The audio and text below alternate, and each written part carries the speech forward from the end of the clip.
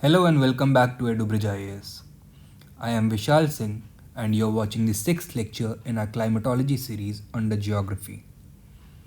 In the previous lecture, we had learnt about the types and distribution of hot and cold local winds around the world and the effect that they have on the local weather and their cultural importance.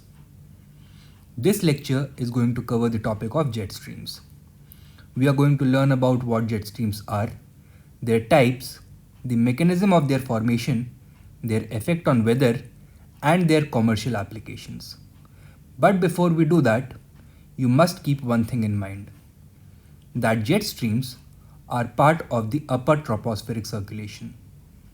In our previous lectures, while discussing atmospheric circulation, we had talked about Ferrel's tricellular model consisting of the Hadley, Ferrel, and polar cells. But this model has a limitation. इसमें एक कमी है. क्या? That it assumes that these cells extend till the troposphere. In reality, they are far shallower. Reality में इनकी height काफ़ी कम है and they have a maximum height of about 8 kilometers. और इनके ऊपर ट्रोपोपॉज तक एयर की एक अलग लेयर होती है. Thus essentially, these cells are enveloped by upper tropospheric air. In the upper troposphere, warm tropical air is at higher pressure than the cold polar air. Thus, a strong pressure gradient force acts on the upper tropospheric air from the tropical regions towards the poles. जैसा कि आप इस picture में देख सकते हैं, in the upper troposphere, the PGF acts from the equator towards the poles. Over here, you can see the convectional cells, above which lies the envelope of upper tropospheric air. The pressure gradient force in this layer acts from the equator towards the poles, and because this region is above the friction layer of the earth, the winds are extremely fast, and thus deflection due to the Coriolis force is also very high. Eventually, these winds attain geostrophic balance and blow as westerlies. The jet streams are embedded in these upper air westerlies. In a little while, we will examine this in greater detail and things will become more clear. First, let us understand what jet streams are. In the simplest of terms, jet streams are fast flowing currents of air. There are many different jet streams which flow at both high and low levels in the atmosphere, and they play a very important role in determining the weather that we experience on Earth. The permanent jet streams blow at an altitude of 9 to 16 kilometers from the surface and can have speeds in excess of 400 kilometers per hour. They are thousands of kilometers long, hundreds of kilometers wide, but only 2 to 3 kilometers thick. Thus, they are often defined as ribbons of very strong winds. तो याद रखिएगा that they are defined as ribbons of very strong winds. We can broadly divide jet streams into two types based on their location and regularity. The first are the permanent jet streams, which include the polar front jet stream and the subtropical jet stream. They blow throughout the year and are embedded within the upper tropospheric westerlies. Then there are the temporary jet streams, which are irregular and appear only during certain seasons. These develop because of local conditions such as intense heating or cooling of the Earth's surface during particular seasons. Some of the important temporary jet streams include the tropical easterly jet stream, the Somali jet stream, and the polar night jet stream. The tropical easterly and Somali jet streams play an important role in the mechanism of India's southwest monsoons, which we will examine in greater detail later on. Let us study both these types of jet streams one by one. First, we will look at the permanent jet streams. Pay close attention to this definition of permanent jet streams. It contains all of their essential characteristics. Permanent jet streams are circumpolar, narrow, concentrated bands of meandering, upper tropospheric, high velocity, geostrophic winds, bounded by low speed westerlies at the confluence of warm and cold air. They include the polar front jet stream and the subtropical jet stream, which are present roughly over the 30 to 35 and 55 to 60 degrees latitudes respectively in both the northern and southern hemispheres. तो ये both northern and southern hemisphere में आपको मिलेंगे. कहाँ पे? Over the subtropical high pressure zone and the subpolar low pressure zone. Right. Now, if you direct your attention to the image on your screen, you will notice that the convectional cells have not been named.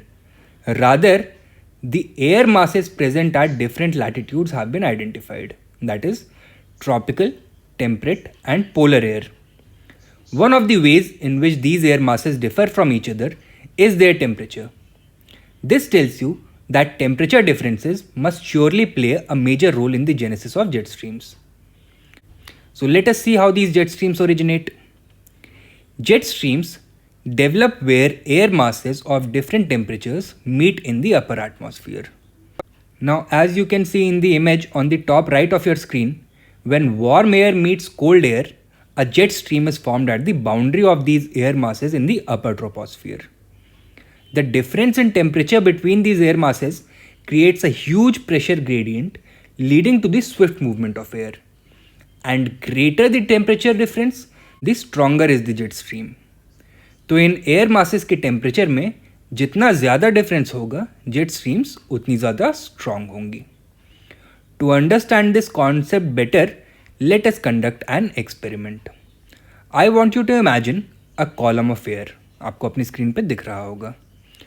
Since this air has a certain mass, it must surely exert a certain amount of pressure on the ground. Now what will happen if you cool this air column? बताइए. Surely it will shrink in volume and its density increases. तो इसकी height decrease हो जाएगी. Does this mean that the air pressure that it exerts on the Earth's surface, that will also decrease? No, because the mass of air that it contains has not changed. It has remained the same. Now what will happen if you apply heat to this air column? By now, the answer should be obvious. It expands, but the pressure exerted by it on the Earth's surface still remains the same. Let us move ahead. On your screen, you have two air columns. The taller red air column is warm, while the shorter blue air column is cooler. Let us assume that their heights are 10 and 5 kilometers respectively. They contain the same amount of air and thus exert the same pressure on the Earth's surface. Let us assume that this pressure is around 1000 millibar at the ground level. Now my question to you is, in which column does the pressure decrease more quickly with increase in height? दोबारा सुनिए कि किस air column में with increasing height pressure ज़्यादा तेज़ी से decline होगा. The denser column of cold air और the rarefied column of warm air. Imagine that you are sitting inside a hot air balloon with a barometer and you are climbing through these columns. If you climb to an altitude of 1 kilometer in the hot air column, you will find that you have lost 100 millibars of pressure, and at this height, the pressure is 900 millibar. Since the cooler air column is denser, you will find that you have lost 200 millibar of pressure by climbing 1 kilometer, and the resulting pressure is 800 millibar. Thus, in the warm air column, pressure drops at the rate of 100 millibar per kilometer of altitude, and in the cooler air column, this rate is 200 millibar per kilometer. So what happens when you climb to an altitude of 4 kilometers? The warm air column has a pressure of 600 millibars, but the cooler air column is only at 200 millibars. Thus, in the upper atmosphere, warm air has higher pressure than cold air. Clear है? Now let's imagine a real world scenario. You are somewhere near the Arctic Circle and cold air from the north meets warm air from the south. और जहाँ ये warm और cold air masses मिलते हैं उसे क्या कहते हैं? Front, a weather front. And polar और टेम्परेट एयर मासेस के जंक्शन को पोलर फ्रंट कहते हैं.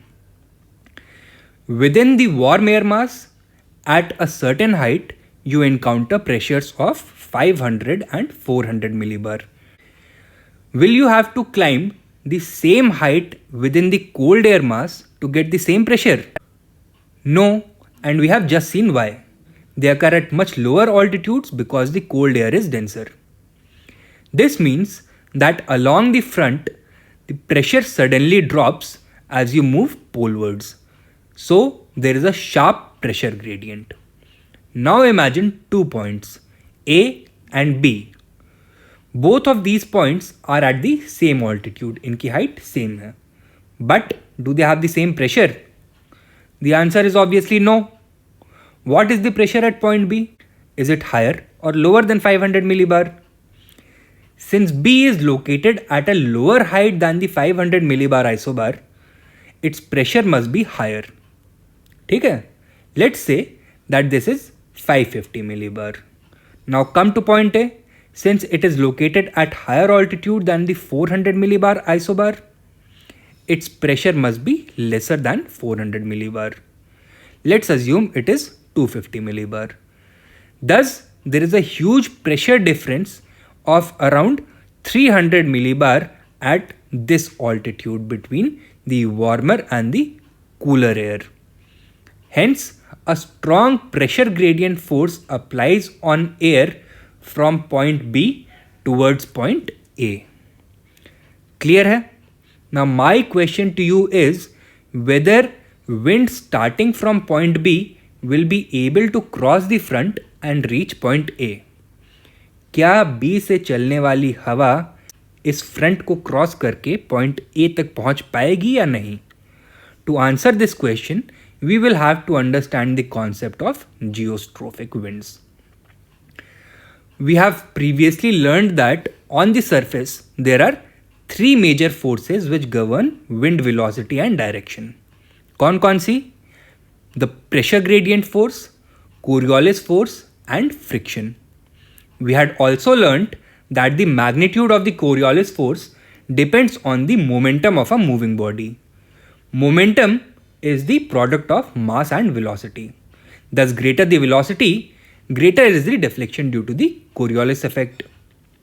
What effect does friction have on velocity? Friction reduces velocity and thus it acts as a limiting agent on Coriolis force. As you can see in the image on the bottom right of your screen, this allows winds on the surface to cross isobars and move from high towards low pressure. In the upper troposphere, there is no friction to slow down the wind. Thus, there is no limiting effect of friction on the Coriolis force. And as wind velocity increases, Coriolis force, which acts perpendicular to the wind direction, also increases. And you can see in this image that this is happening, that as the wind velocity increases, the Coriolis force, which always acts in a perpendicular direction to the direction of the wind, also increases. और ये increase कब तक होगा? Till the time that it becomes equal and opposite to the pressure gradient force. In this scenario, the wind is said to have achieved geostrophic balance. That is, the balance between the pressure gradient force and Coriolis force. तो ये दोनों forces एक दूसरे के equal और opposite हैं. The wind in this situation flows parallel to the isobars and perpendicular to the pressure gradient force. Thus, geostrophic winds are unable to cross isobars. ठीक है, तो geostrophic winds isobars को cross नहीं कर पाएंगी. Now coming back to the question whether the wind will be able to reach point A from point B, let us consider this 3D render of the same situation. You, the observer, are observing this from due west. आप west में खड़े हुए हैं और इस पूरे scenario को observe कर रहे हैं. The warm air mass shown in red is to the south and the cold air mass in blue lies to the north. ठीक है. The surfaces which have been shown in blue are isobaric surfaces. That means on these surfaces the pressure is constant. Okay. Notice how at the front, जहाँ पे ये दोनों air masses meet कर रहे हैं, how at the front there is a sharp dip in these isobaric surfaces. इसका मतलब ये isobaric surfaces sharply buckle हो रहे हैं. What does this indicate? That the pressure is suddenly dropping. The pressure gradient force acts from the south towards the north, but because of the absence of friction, the wind behaves as a geostrophic wind and deflects towards the right, that is towards the east. तो आपके point of view से क्या दिखेगा? That the wind is flowing from your position directly into the screen. Things will become more clear if we change your perspective. अब आप clearly देख सकते हैं that the wind flows along the upper boundary of the front in a westerly direction, that is from the west towards the east. And this is the mechanism for the origin of jet streams and the reason for their westerly direction. I hope it is clear. Now this explanation is valid for the formation of both the polar as well as the subtropical jet streams. But there is an additional factor which aids in the formation of the subtropical jet stream. And that has to do with the upper air circulation in the Hadley cell. As you have already learnt, warm air rises from the equatorial low pressure belt and descends at the subtropical high pressure belt. If we project this cell in 3D, things will become more clear. As the warm upper air currents in the Hadley cell move towards the subtropical high pressure belt, they deflect towards the east under the influence of the Coriolis force, and because of the absence of friction, they behave as geostrophic winds. And as you can see on your screen, these upper westerly winds aid in the formation of the subtropical jet stream. Clear है? तो subtropical jet stream के formation में thermal gradient as well as this Hadley cell play a role. I hope this much is clear.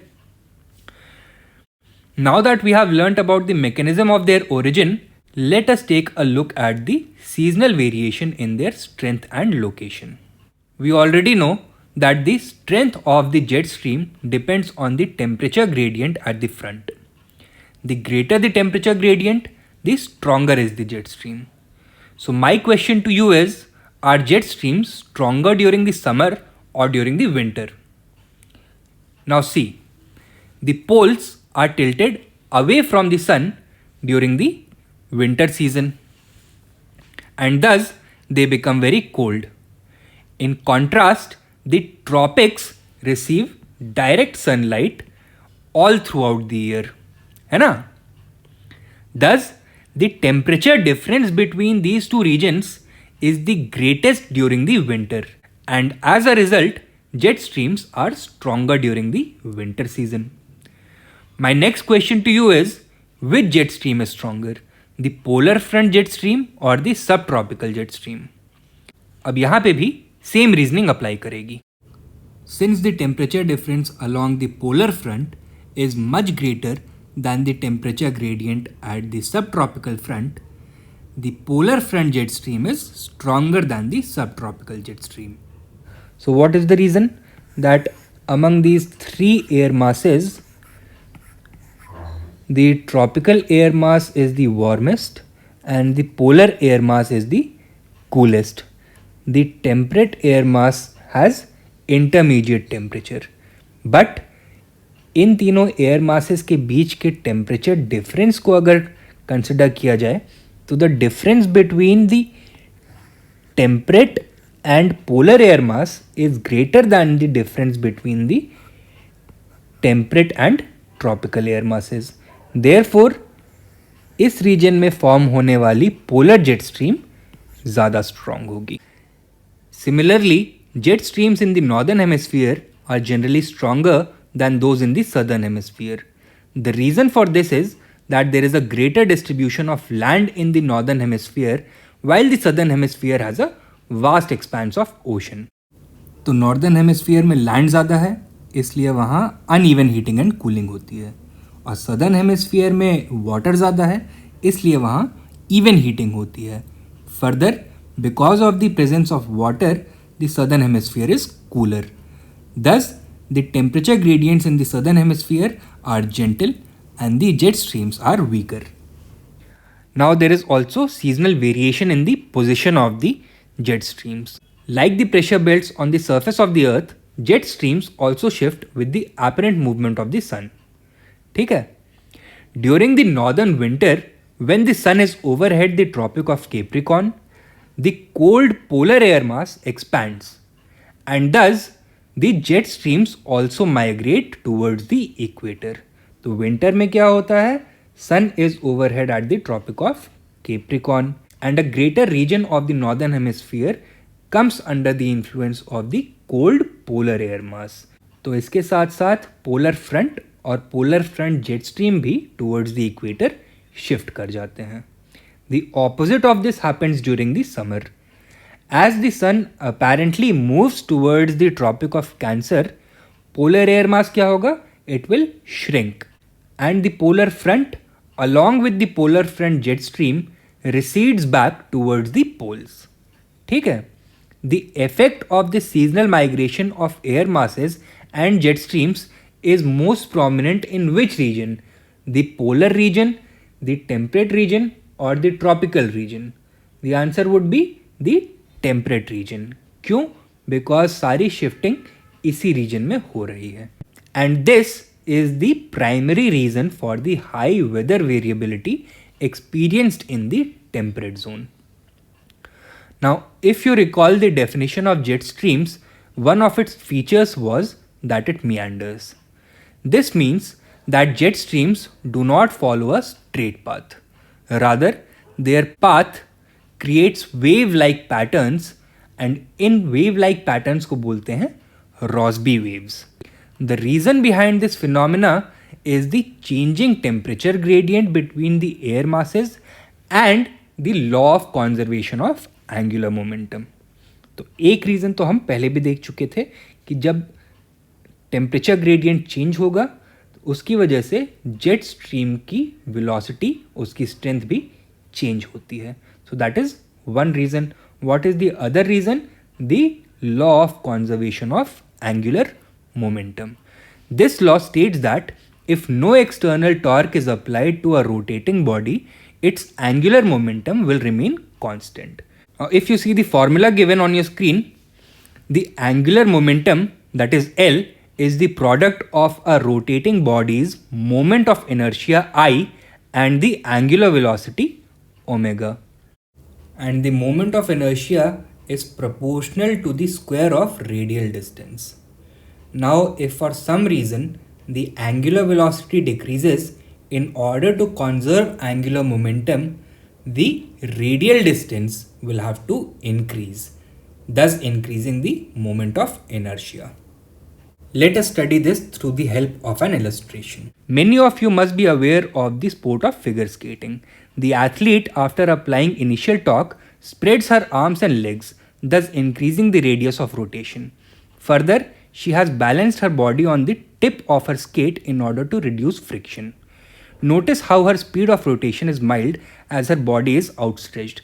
But as soon as she brings her arms and legs close to her body, her speed of rotation increases rapidly in order to conserve angular momentum by compensating for the reduction in radial distance and moment of inertia.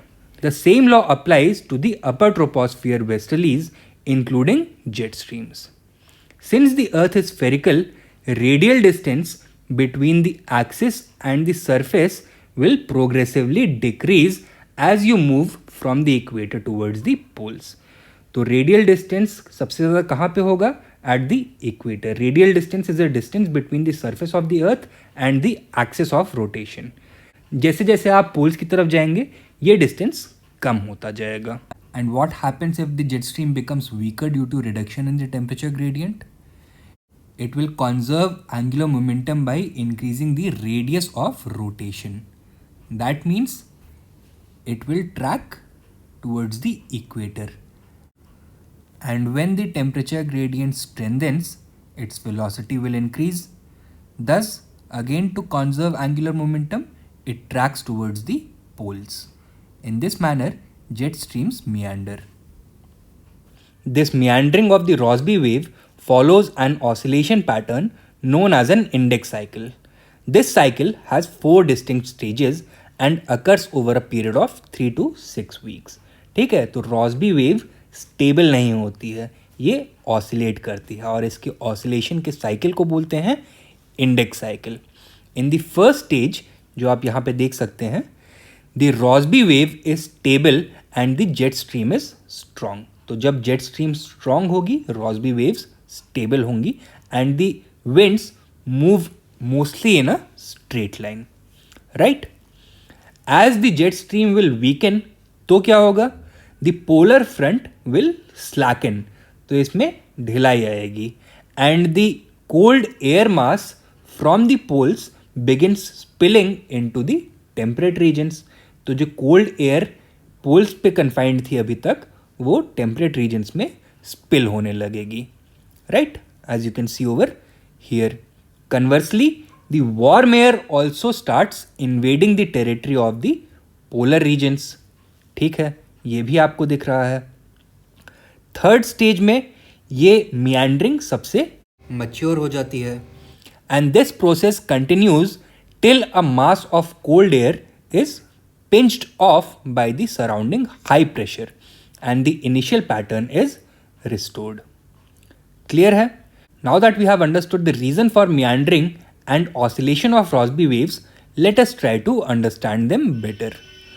Rossby waves bring warm air from the tropical regions to the cold polar regions, and they also bring cold polar air from the poles towards the warmer regions of the earth. तो आपको ये इस figure में दिख सकता है. Their position also determines the pressure and weather systems on the surface. The wave number of Rossby waves ranges from 6 to 8. That is, they have 6 to 8 lobes. Their position indicates the expanse of cold polar air. तो जहाँ जहाँ पे भी Rossby waves के lobes present होंगे, वहाँ तक cold polar air फैली होगी. क्लियर है? The entire system also moves in a westerly direction, that is from west towards the east. Thus, it drives weather systems across the temperate regions. और कभी कभी क्या होता है that this eastward movement of the Rossby wave can become interrupted due to intense surface heating or cooling at a certain location. When this happens, low and high pressure systems can get stuck in the same region for long periods of time, leading to extreme weather events. And that is it for today's lecture. In this lecture, we learned how permanent jet streams are formed, their characteristics, and how they respond to changing seasons. In our next lecture, we will learn about how permanent jet streams affect weather, and we will also be covering temporary jet streams and their effect on weather. Thank you for watching this lecture. Join the EduBridge IAS discussion group on Telegram for regular updates regarding civil services preparation, daily quiz and discussion. All video lectures are regularly uploaded on the EduBridge IAS YouTube channel as well.